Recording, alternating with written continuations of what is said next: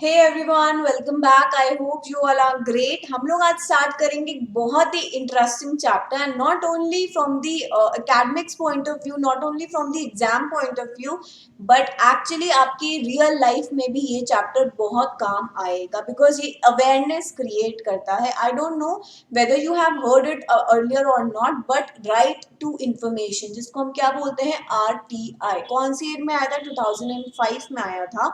ये एक ऐसा एक्ट है जो आपको अपनी फंडामेंटल राइट यूज करने का कहीं ना कहीं मैं बोल सकती हूँ मौका देता है। कैसे मौका देता है? Article 19 talks about freedom of speech and expression. याद है ना, constitution of India chapter number 2। ठीक है, हमने वहां पे पढ़ा था हमारी 6 फंडामेंटल राइट हैं, जिसमें से एक हमने बोला आर्टिकल 19 क्या बोलता है, freedom of speech and expression. ये फिर हमने ये भी पढ़ा कि एक एब्सोल्यूट राइट नहीं है, इसमें स्टेट कुछ रिस्ट्रिक्शंस भी इम्पोज कर सकती है। ऐसा नहीं कि आपने मतलब कुछ भी मन में आया तो आप बोल रहे हो, उसको स्प्रेड कर रहे हो। हमने बोला नहीं, स्टेट के पास भी पावर है कि वो आपको रिस्ट्रिक्ट कर सकती है while abusing your power। कैसे? मान लो आप कुछ राइट्स वगैरह भड़का रहे हो, ठीक है, हमारे फॉरेन गवर्नमेंट के साथ कुछ आप ऐसा बोल रहे हो जिससे फॉरेन गवर्नमेंट के साथ इंडिया के रिलेशन खराब हो रहे हैं। सिक्योरिटी, सेफ्टी ऑफ पब्लिक की अगर बात आती है तो आपको रिस्ट्रिक्ट भी किया जा सकता है। नाउ कहने का मतलब क्या है कि जब आपके पास freedom of speech and expression है तो आप बोल के आप पूछ सकते हो क्या मेरी पब्लिक अथॉरिटी से। नाउ मैं जो वर्ड्स यूज कर रही हूँ प्लीज ध्यान से सुनना। पब्लिक अथॉरिटी से, जिस भी डिपार्टमेंट से आप कोई भी इंफॉर्मेशन लेना चाहो, बट वो डिपार्टमेंट कौन से नेचर का होना चाहिए? Public authority. You can not ask me because I am a private individual. ठीक है, प्राइवेट कंपनी, प्राइवेट इंडिविजुअल को आप चिट्ठी लिख के ये नहीं बोल सकते हो कि आप अपने प्रॉफिट की जानकारी हमें दो, इतना पैसा आया वो कहाँ गया, ठीक है, प्रॉफिट को कैसे यूज किया, गवर्नमेंट से ग्रांट आई तो कहाँ करी। बोला एक प्राइवेट इंडिविजुअल को you can not ask. But ये जो RTI है ये किस पे एप्लीकेबल होता है? मेरी पब्लिक अथॉरिटी पे। Right to information, every citizen of India. ठीक है, मतलब क्या है, इंडियन सिटीजन्स को ये राइट अवेलेबल है कि वो जब चाहे जिस भी अथॉरिटी से चाहे, पब्लिक अथॉरिटी से इंफॉर्मेशन मांग सकते हैं। ठीक है, अब मान लो कि कोविड के टाइम पे नरेंद्र मोदी जी ने क्या किया, कुछ काफी सारे ग्रांट्स वगैरह रिलीज किए, कितने हजार करोड़ का फंड दिया। ठीक है, फिर मैं बोलूँ फार्मर्स के वेलफेयर के लिए करते हैं, मनरेगा है, या कोई घर कुछ निवास योजना, कितनी सारी योजनाएं चलती हैं प्राइम मिनिस्टर्स के नाम पे। तो आप उनकी जानकारी ले सकते हो कि आपने जो ये योजना चालू करी है ये कहाँ तक पहुंची, कितने लोग को फायदा हुआ, क्यों आगे नहीं बढ़ रही है, कितनी प्रोग्रेस हुई है, फंड्स जो मिला है या गवर्नमेंट आपको जो फार्मर्स को फंड दे रही है कितने हद तक वो फार्मर्स तक पहुंचा है, उनको क्या बेनिफिट मिला है।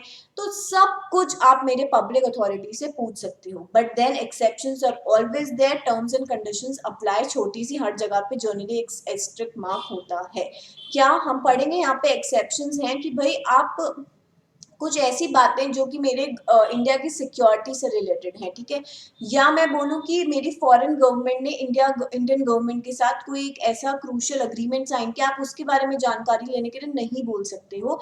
बिकॉज अगर हमने आपको जानकारी दी, हो सकता है आप कौन, आप डिप्लोमेट हो, आप किसी और कंट्री के यहाँ पे आए हुए हो, जासूस हो, आप वो आप वो इन्फॉर्मेशन कहीं और पास ऑन कर दो। तो कुछ ऐसे मैटर्स हैं, हम देखेंगे कुल मिला के शायद 10 या 8-9 कुछ ऐसे मैटर्स हैं जो कि एक्सेप्शंस में आते हैं, उनके लिए आप राइट टू इंफॉर्मेशन को यूज नहीं कर सकते हो।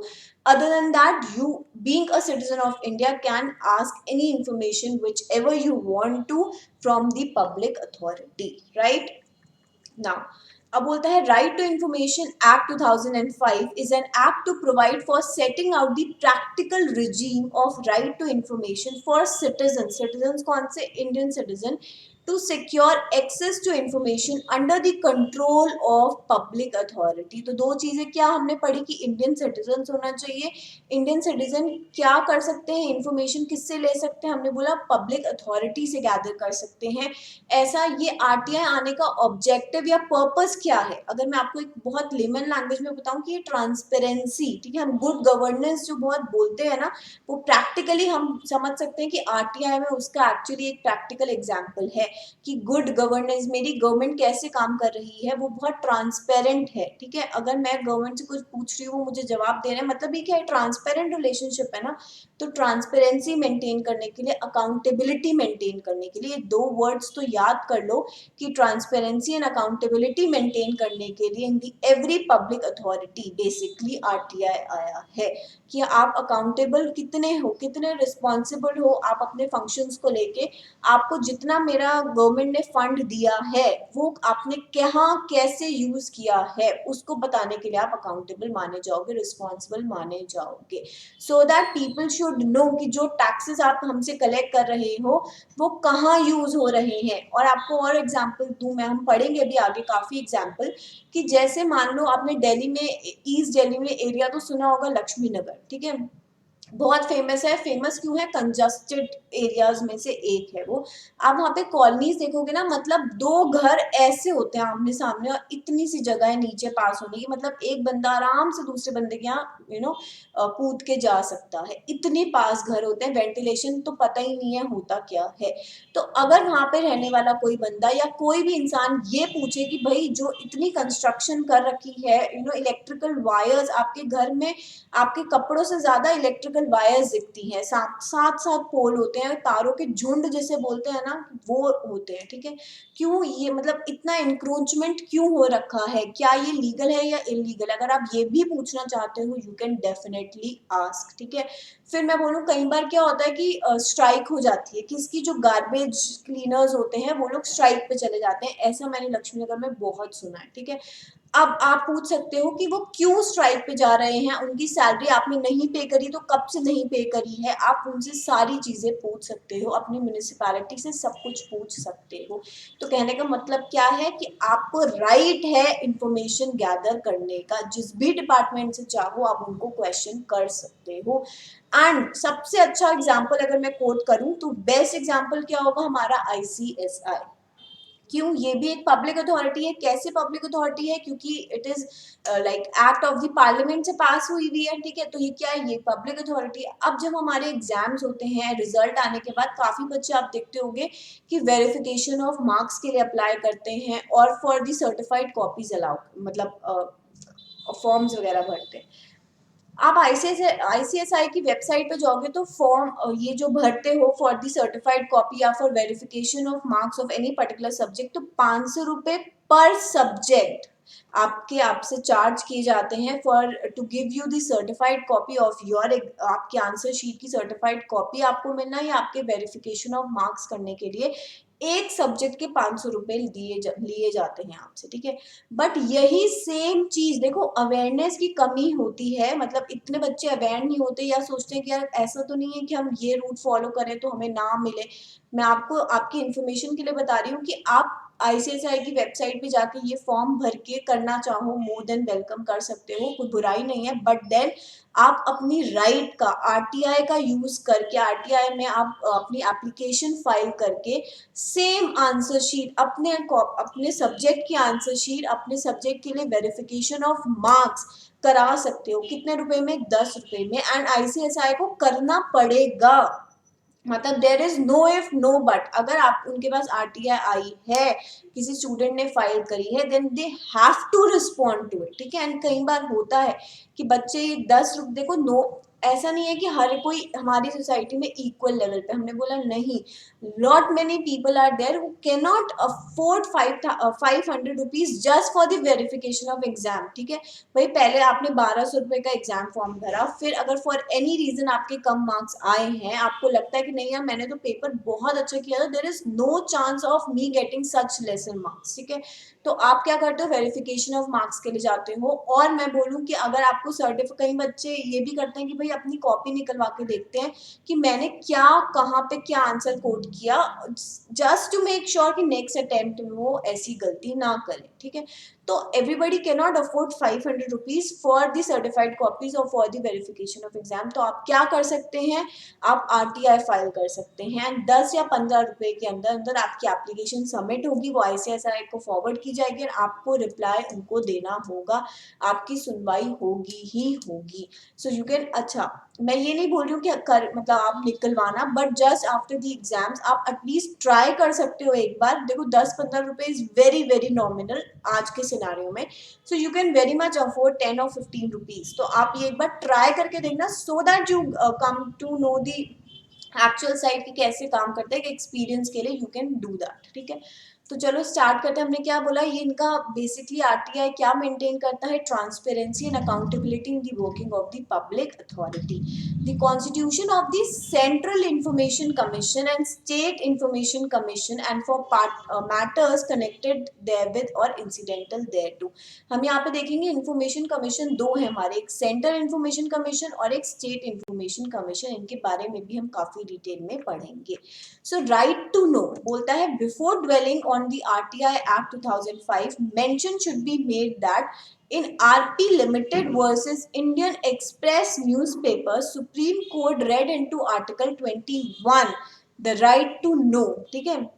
बोलता है supreme court held that right to know is necessary ingredient of participatory democracy, कि भाई डेमोक्रेसी हम किसको बोलते हैं, आपके पास फ्रीडम है टू स्पीक, ठीक है, अपने व्यूज को पुट करने की, इंफॉर्मेशन गैदर करने की, आपकी ओपिनियन भी मैटर करती है। ये नहीं कि एक कोई वो तो रूल नहीं हो रहा है प्रेसिडेंसी रूल, या मैं बोलूँ कि हिरार्की से सब चलता आ रहा है। डेमोक्रेसी में क्या है, आपका पूरा हक है, जो आपको सही लगता है आप वो करोगे, उस पर्सन को वोट करोगे, यही तो होता है डेमोक्रेसी का मतलब। तो बोलता है कि राइट टू नो, जो मेरा आर्टिकल 21 बात करता है, supreme court held that right to know is necessary ingredient for of participatory democracy. Article 21 confer on all the persons a right to know, which include right to receive information। आपके पास पूरा हक है किसी भी department से information collect करने का। अब देखो यहाँ पे आर्टिकल 21, आर्टिकल 19 की काफी बात करी गई है and I am pretty sure कि आपने चैप्टर नंबर 2 अच्छे से कर लिया है। जहाँ पे भी आर्टिकल नंबर आ रहा है 19, 21, तो you are easily able to relate to our fundamental rights. पता है ना 6 फंडामेंटल राइट्स है। Now I am not going to read it after the other, अब पढ़ के आए हो तो आई एम अज्यूमिंग दैट आपको इसका बैकग्राउंड पता है, हमने काफी डिटेल में ये सब कवर किया है। बोलता है it may be pointed out that the right to impart and receive information is a species of the right to freedom of speech and expression, कि भाई मेरे पास बोलने का, अपने आप को एक्सप्रेस करने का किसी भी फॉर्म में पूरा का पूरा राइट है। तो बोलते हैं राइट टू इम्पार्ट और रिसीव इंफॉर्मेशन भी इसी का ही पार्ट माना जाता है। Article 19 subsection 1 clause A of our constitution guarantee to all the citizens freedom of speech and expression. जैसे मैंने बोला 19 क्या बोलता है, हमें freedom of speech and expression देता है, लेकिन फिर मैंने बोला ये एब्सोल्यूट राइट नहीं है, यहाँ पे रिस्ट्रिक्शंस होते हैं।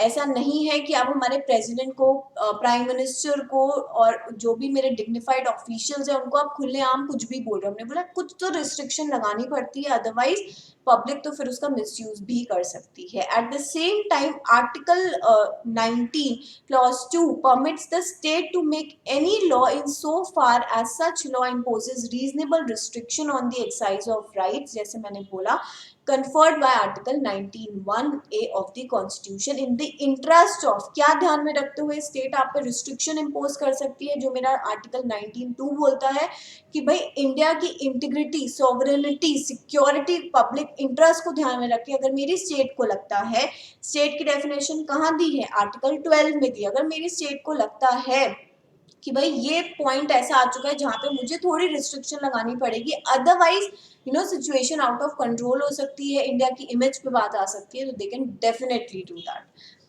And integrity of India, security of the state, friendly relations with the foreign state, public order, decency, morality, contempt of court, defamation, incitement of offences। मतलब बोल रहा है इन सब को ध्यान में रख के कि भाई किसी की मतलब मोरालिटी को ध्यान में रख के, कंटेम्प्ट ऑफ कोर्ट, डिफमेशन। आप ऐसे डिफमेशन का पता है ना कितने हमने डिटेल में डिफमेशन कवर किया है, कि हाँ आप किसी की इमेज को पब्लिकली डाउन कर रहे हो without that person doing that particular thing. ठीक है। अब जैसे हम पॉलिटिकल पार्टीज एक दूसरे पे इल्जाम लगाती हैं, वो क्या कर रही है, वो डिफेम कर रही है, दूसरे को नीचा दिखा रही हैं। तो बोलता अगर ये सारी रिस्ट्रिक्शंस इसके बेसिस पे मेरी स्टेट इम्पोज करना चाहे तो कर सकती है। Thus, a citizen has a right to receive information, and that right is derived from the concept of freedom of speech and expression comprised in Article 19(1)(a).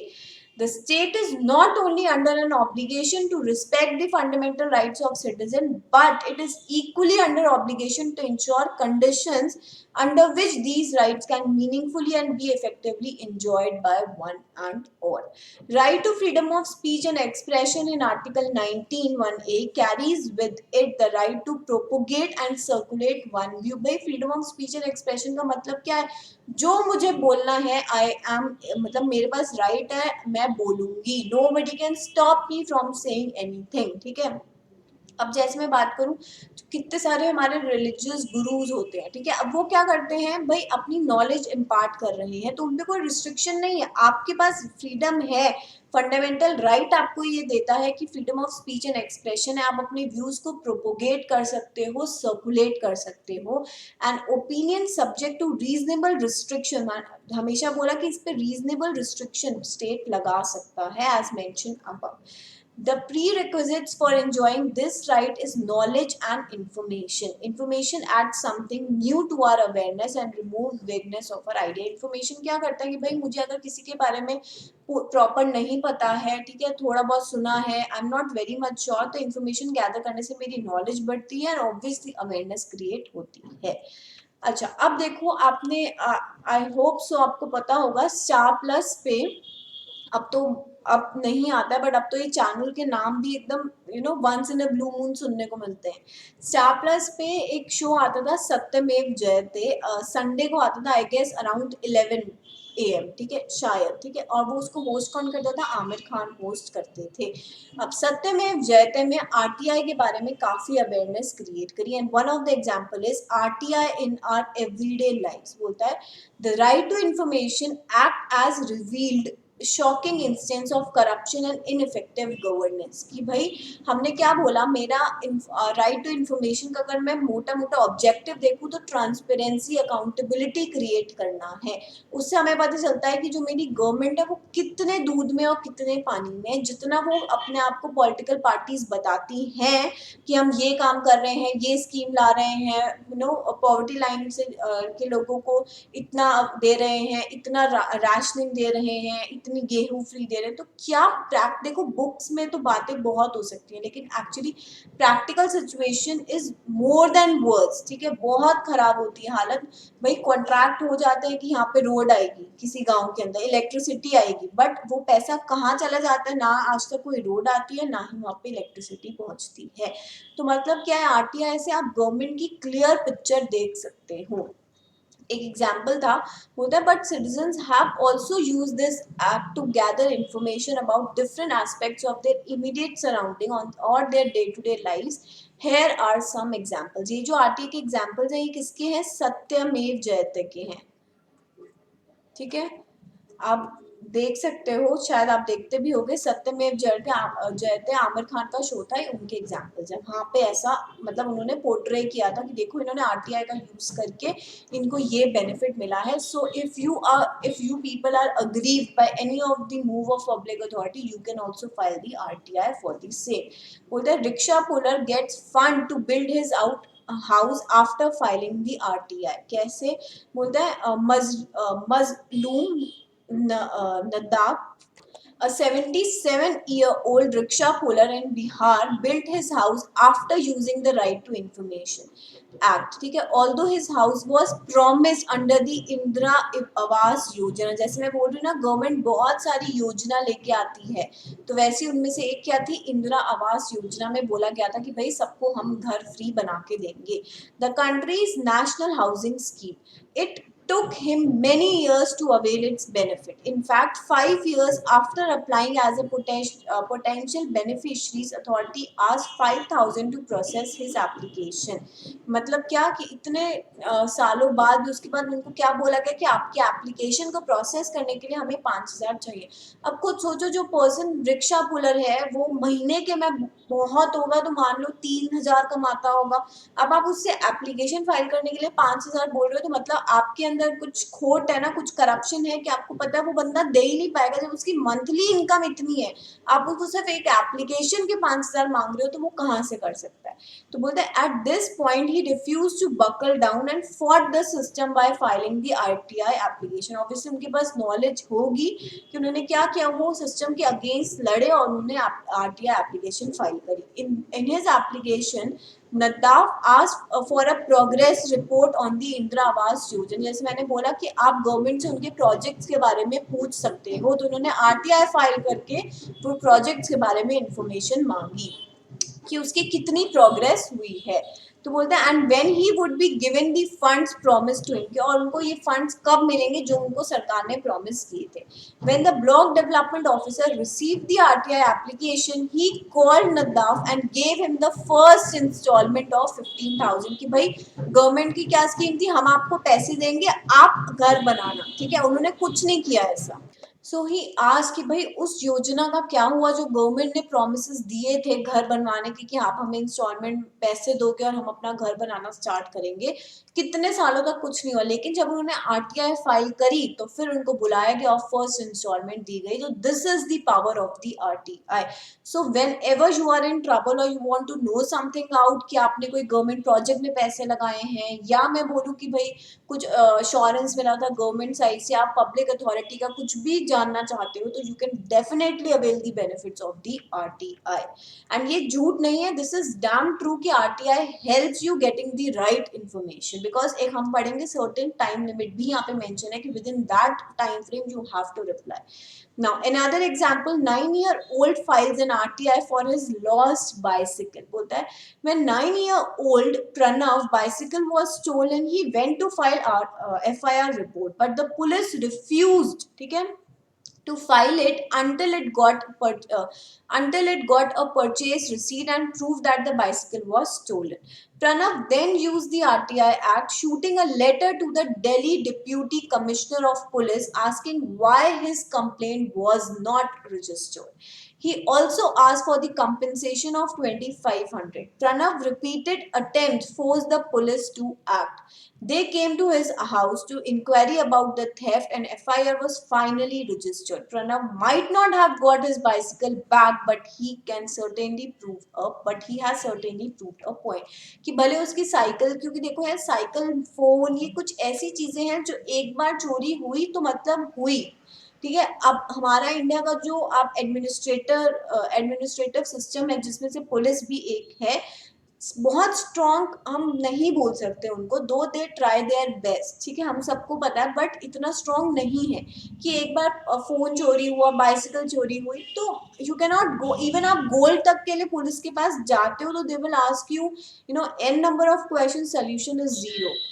But उस बच्चे ने, 9 साल के बच्चे ने क्या किया, आरटीआई फाइल करी, उसको अपनी बाइसिकल तो नहीं मिली लेकिन he got the answers for his questions. ठीक है, और जो भी वो मतलब आरटीआई में पूछा उसने, फिर उसकी जो एफआईआर रजिस्टर नहीं हो रही थी वो भी की गई। तो मतलब क्या है, आरटीआई से आप अपना पब्लिक अथॉरिटी से क्वेश्चनिंग कर सकते हो। RTI finds that 30 hospitals in Ludhiana don't have parking arrangement. मान लो आप किसी एक कोई गवर्नमेंट के कई बार स्टेज होते हैं, ठीक है, या मैं बोलूँ कि आप किसी हॉस्पिटल में गए, गवर्नमेंट के हॉस्पिटल, आपको पार्किंग इश्यूज बहुत हुए, तो आप क्या कर सकते हो, आरटीआई फाइल करके पूछ सकते हो कि यहाँ पे पार्किंग कितने गाड़ी, कितने कैपेसिटी है, कितनी कार्स यहाँ पे एट अ टाइम पार्क हो सकती है, क्या पार्किंग है भी या नहीं, आप क्वेश्चन कर सकते हो, ये आपकी राइट है पूछना। बोलता है in an application filed under the RTI act Ludhiana based Rohit Sabharwal obtain information that 30 city hospitals don't have parking arrangement, 30 cities hospital, ठीक है, which is violation of building by laws. भाई क्या बोला जाता है कि आप अपनी बिल्डिंग को इस तरीके से कंस्ट्रक्ट करो कि पार्किंग आपके उसी एरिया में आनी चाहिए, if it all do not have the spare space for that. तो बोलते अगर ऐसा नहीं किया उन्होंने तो this is against the act. Sabharwal says, I asked them to provide information showing the details of action taken against the violation made by these hospital, कि आपने ये जो हॉस्पिटल ने violations किए हैं आपने उस पर क्या एक्शन लिए, मुझे उसके बारे में जानकारी चाहिए। But the municipal corporation does not have any record of taking action against these hospital. तो इससे क्या पता चल रहा है कि वो कितने रिस्पॉन्सिबल है कितने नहीं है, ये सारी चीजें भी हमें आरटीआई से पता चलती हैं। ठीक है, तो ये हमने कुछ एग्जांपल्स देखे जो रियल लाइफ एग्जांपल्स हैं, और भी बहुत सारे, you can google it, you will find an number of examples for that. Now salient features of the act, इसको साइलेंट नहीं बोलते हैं, it is salient features of the act. क्या है ये, किसको अप्लाई करता है, it applies to the public authority, और किसको, all the citizens have the right to information subject to the provisions of the act. अच्छा आप देखोगे आपका लेज या चिप्स जो भी आपको खाना अच्छा लगता है, आप उसके बैक साइड में देखोगे ना तो 3-4 अथॉरिटीज के आपको ईमेल आईडी कॉन्टैक्ट नंबर दिए होते हैं, ग्रीवियंसेस का अलग दिया होता है, क्वालिटी इशू का अलग दिया है। तो मतलब क्या है कहने का कि हर एक डिपार्टमेंट में, हर एक कंपनी में, हर बेसिकली पब्लिक अथॉरिटीज में ये एक अलग डिपार्टमेंट बना होता है जो बेसिकली इंफॉर्मेशन प्रोवाइड करने का काम करता है। ऐसे नहीं कि किसी के पास भी आया तो वो देगा, हमने बोला इसके लिए एक स्पेशल अलॉट होता है डिपार्टमेंट जो हमारी इंफॉर्मेशन प्रोसेस करने का काम करता है। तो बोलते हैं पब्लिक इंफॉर्मेशन ऑफिसर्स, एंड वहाँ जो लोग होते हैं उनको क्या बोलते हैं, उस पर्टिकुलर डिपार्टमेंट के पब्लिक इंफॉर्मेशन ऑफिसर्स या assistant public information officers will be responsible to deal with the request for information and also to assist person seeking the information। आप इनको एप्लीकेशन फाइल कर सकते हो, इनसे इंफॉर्मेशन मांग सकते हो। Fee will be payable by the applicant depending upon the nature of information sort, आपको जिस काइंड ऑफ की इंफॉर्मेशन चाहिए उस पर क्या फीस एप्लीकेबल है वो पे करनी होगी, एंड दैट वो बहुत नॉमिनल होती है। Certain categories of information have been exempted from the disclosure under section 8 and 9। Intelligence and security agencies specified in Schedule 2 to the Act have been exempted from the ambit of the Act subject to certain conditions। जैसे मैंने बोला कि आप India की intelligence, India की security को लेके कोई क्वेश्चन नहीं कर सकते हो कि बताओ अच्छा आपके अभी चाइना, जैसे चाइना इंडिया का कितना चल रहा है लेह लद्दाख में, ठीक है, अब लद्दाख ये नहीं बोल सकते हो अच्छा अब आप नेक्स्ट मूव क्या लेने वाले हो हमें बताओ। बोला कुछ ऐसी कैटेगरीज हैं जिस पे आरटीआई एप्लीकेबल नहीं होता है, वो एग्जेम्प्टेड में है ना, आप इसके बेसिस पे इंफॉर्मेशन नहीं मांग सकते हो। तो 4 मार्क्स का क्वेश्चन सेलिएंट फीचर्स पे आया हुआ है, and these many points are very much sufficient for 4 marks question. अच्छा अब ऐसे नहीं कि सिर्फ सेलिएंट फीचर्स पूछा है तो आप डायरेक्ट आपने पॉइंट्स लिखे, नहीं, पहले राइट टू इंफॉर्मेशन समझाओगे फिर सेलिएंट फीचर्स पे आओगे। This is the correct way of presenting your answer. Now comes the objective, कि आरटीआई का ऑब्जेक्टिव क्या, देखो हम ऑलरेडी पढ़ चुके हैं, ट्रांसपेरेंसी मेंटेन करना, डिस्क्लोजर देना, गुड गवर्नेंस करना, यही बेसिकली इनके ऑब्जेक्टिव होते हैं। बोलते हैं to bring transparency and accountability in the working of every public authority, the right of any citizen of India to request access to information and the corresponding duty of the government to meet the request। इनको आपकी information को आप तक provide करना ही होगा। The duty of government to proactively makes available key information to all। बोलता है in the case of Anjali Bharadwaj and others versus Union of India and others in writ petition, it was observed that there is a definite link between the right to information and good governance। जैसे मैंने बोला कि भाई आपकी ये क्या बताता है, गुड गवर्नेंस बताता है। बोलता है right to information and good governance में डायरेक्ट रिलेशनशिप है। In fact the RTI act itself lays emphasis on the good governance and recognizes that it is one of the objective which the said act seeks to achieve. Good governance क्या है कि भाई मेरे government department जो मेरी public authority है कितने transparency, कितनी एक्यूरेसी, कितने रिस्पॉन्सिबिलिटी के साथ काम कर रहे हैं, ठीक है, रिकॉर्ड्स वगैरह कितने हद तक अच्छी तरीके से मेंटेन हो रहे हैं, पब्लिक के साथ कैसे कम्युनिकेट करें, ये पूरा पैकेज होता है गुड गवर्नेंस का, ठीक है। बोलते हैं ना RTI act would reveal 4 major elements या objective required to ensure good governance. क्या क्या? Greater transparency in the functioning of public authority, हमें पता है ऑब्जेक्टिव क्या लिख सकते हो, greater transparency in functioning of the public authority. फिर बोलते हैं inform citizen for promotion of partnership between citizen and government and decision making process, कि भाई मेरी गवर्नमेंट अगर कोई डिसीजन ले रही है तो मेरे सिटीजन्स भी उसके बारे में फुल तरीके से इन्फॉर्म्ड है, उसको पता है कि भाई जो गवर्नमेंट मूव उठाने वाली है या गवर्नमेंट में बोलते हो एक तरीके से फंड वगैरह रिलीज कर रही है, तो सिटीजन्स आर अवेयर कि वो जो उनको इन्फॉर्मेशन दी जा रही है वो करेक्ट है। Improvement in accountability and performance of the government, अब हर एक गवर्नमेंट एम्प्लॉय को पता है कि अगर मैंने अपनी ड्यूटी सही तरीके से नहीं निभाई, ठीक है, करप्शन किया, फ्रॉड किया, अंडर द टेबल काम किया, मतलब रिश्वत वगैरह ली, तो मैं पकड़ा जा सकता हूँ। Anybody can ask me questions or can point out to me, ठीक है। तो उस वजह से क्या है कि उनके काम में भी इम्प्रूवमेंट दिखता है। Reduction in corruption in the government department, obviously जैसे मैंने बोला कि आप उनको पता है कि वो कभी भी चक्कर में फंस सकते हैं, कोई भी उनसे कुछ भी इंफॉर्मेशन मांग सकता है और उनको देनी पड़ेगी। जब इन्फॉर्मेशन देनी पड़ेगी और वो काम नहीं हुआ, अंडर वैल्यूएशन जैसे भी हुआ, तो वो पकड़े जा सकते हैं। तो ये बेसिक मेरा ऑब्जेक्टिव है किसका, आरटीआई का। अब हम बात करेंगे कुछ डेफिनेशंस के बारे में। डेफिनेशन बहुत इजी है बट आपसे रीडिंग कैटेगरी में मार्क कर सकते हो, लेकिन फिर भी एक बार देखा पढ़ा हुआ होना चाहिए, so that if it all it comes to your exam, your question paper, तो आपको उसको अटेम्प्ट करना, आपको एटलीस्ट आइडिया हो कि यहाँ पे ये इसके अंदर ये चीजें आती हैं।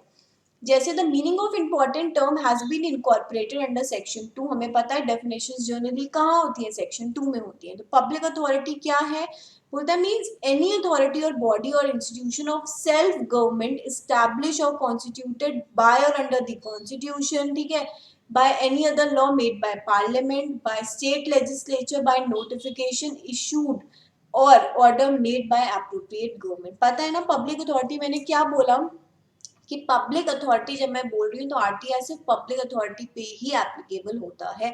Your freedom to right to information is only applicable to public authority. Public authority क्या, कि भाई जो मेरे bye or under the constitution बना हो, मेरे पार्लियामेंट में बना हो, मेरे स्टेट लेजिस्लेचर ने बना हो, उनके लॉ से बना हो, ठीक है, या notification issued by or under the appropriate government, वो मेरी पब्लिक अथॉरिटी है। बोलता है and includes body own control and substantially finance, कौन किसके बारे में, लिख लो बाय गवर्नमेंट, कि भाई जैसे हम बोलते हैं होली ओन सब्सिडरी है, ठीक है, इतना परसेंट गवर्नमेंट का शेयर है, या गवर्नमेंट को इससे मतलब इस पर्टिकुलर ऑर्गेनाइजेशन को गवर्नमेंट से एड आ रहा है, ग्रांट्स आ रहे हैं, तो वो भी हमारी पब्लिक अथॉरिटी ही मानी जाती है।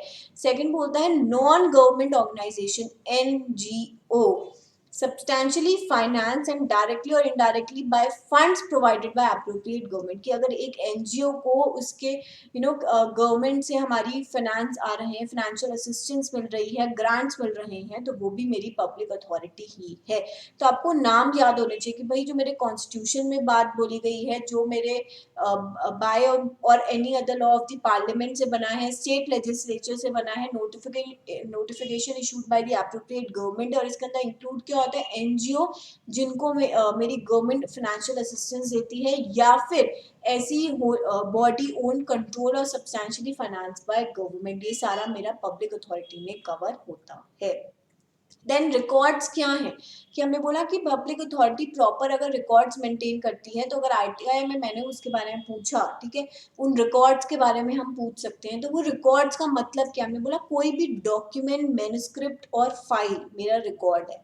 Any microfilm, microfiche, facsimile copy of the document, हर चीज जो रिकॉर्ड हुई है इवन हम बोलते हैं आजकल तो व्हाट्सएप पे भी हम देखो, व्हाट्सएप क्या बोलता है, एंड टू एंड इंक्रिप्शन, ठीक है, हम उसको इंफॉर्मेशन टेक्नोलॉजी में पढ़ेंगे, बट देन आपकी वो भी एंड टू एंड नहीं है। हमने देखा है सुशांत सिंह राजपूत के केस में भी आपकी व्हाट्सएप चैट कैसे आ रही है बाहर, because it is not end to end encrypted, तभी आ रही है ना।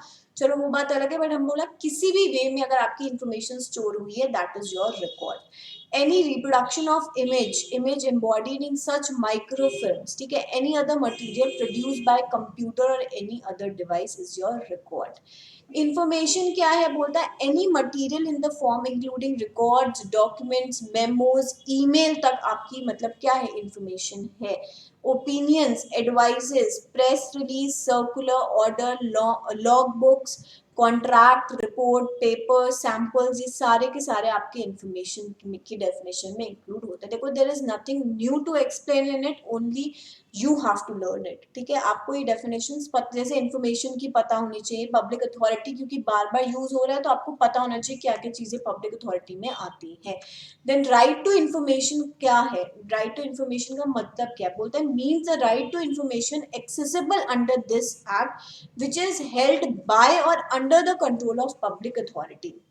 मतलब मैं इंफॉर्मेशन मेरे को पूरा हक है वो इंफॉर्मेशन गैदर करने का, किसके पास है, मेरी पब्लिक अथॉरिटी के पास से। मेरे उनके डिपार्टमेंट में क्या चल रहा है, फाइनेंस किस तरीके से मैनेज हो रहे हैं, एक क्वार्टर का कितना प्रॉफिट आया है, मुझे पूरा हक है मैं उस इंफॉर्मेशन को लूँ, ठीक है। तो right to information is information accessible under this act which is held by, किसके पास से हम ले रहे हैं इंफॉर्मेशन, पब्लिक अथॉरिटी के पास से। And includes the right to taking notes, मैं उस इंफॉर्मेशन की नोट्स जो आप मुझे उस डिपार्टमेंट ने भेजा तो मैं उसके नोट्स ले सकती हूँ, उसके एक्सट्रैक्ट्स को कॉपी कर सकती हूँ, उसकी सर्टिफाइड कॉपीज भी मांग सकती हूँ, ठीक है। Inspection of work documents and records, taking certified samples of material, ठीक है, वो भी मेरा राइट टू इन्फॉर्मेशन में आता है कि मैं चाहूँ तो उसकी कॉपी बना के रख लूँ, उसमें से कुछ कॉपी करना चाहूँ, कुछ पोर्शन रखना चाहूँ, कर सकती हूँ।